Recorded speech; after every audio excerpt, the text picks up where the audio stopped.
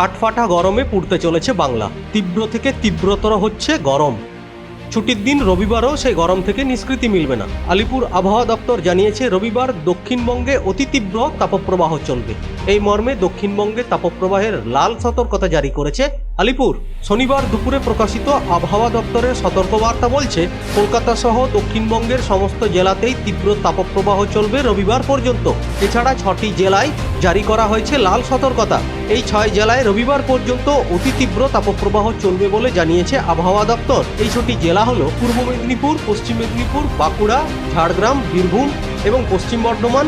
এছাড়াও কলকাতা, হুগলি, হাওড়া, 2 চব্বিশ পরগনা, নদিয়া, মুর্শিদাবাদ, পুরুলিয়া এবং পূর্ব বর্ধমানেও তীব্র তাপপ্রবাহের সতর্কতা জারি করা হয়েছে। সাধারণত কোনো এলাকার তাপমাত্রা স্বাভাবিকের চেয়ে 6.5 ডিগ্রি সেলসিয়াস বেশি হলে অতি তীব্র তাপপ্রবাহের পরিস্থিতি তৈরি হয়। স্বাভাবিকের থেকে 4.5 ডিগ্রি সেলসিয়াস বেশি তাপমাত্রা থাকলে বলা হয় তীব্র তাপপ্রবাহ। রবিবার পর্যন্ত দক্ষিণবঙ্গ জুড়েই তাপমাত্রা স্বাভাবিকের থেকে অন্তত 4.5 ডিগ্রি বেশি হবে। শুক্রবারই 44 ডিগ্রি পার হয়েছে দক্ষিণবঙ্গের সর্বোচ্চ তাপমাত্রা। তবে আবহাওয়া দপ্তরের সতর্কবার্তা বলছে সর্বোচ্চ তাপের পারদ 44-এ থামছে না। দক্ষিণবঙ্গে রবিবারের সর্বোচ্চ তাপমাত্রা 45 ডিগ্রিও ছাড়িয়ে যেতে পারে। ব্যুরো রিপোর্ট, দিন দর্পণ।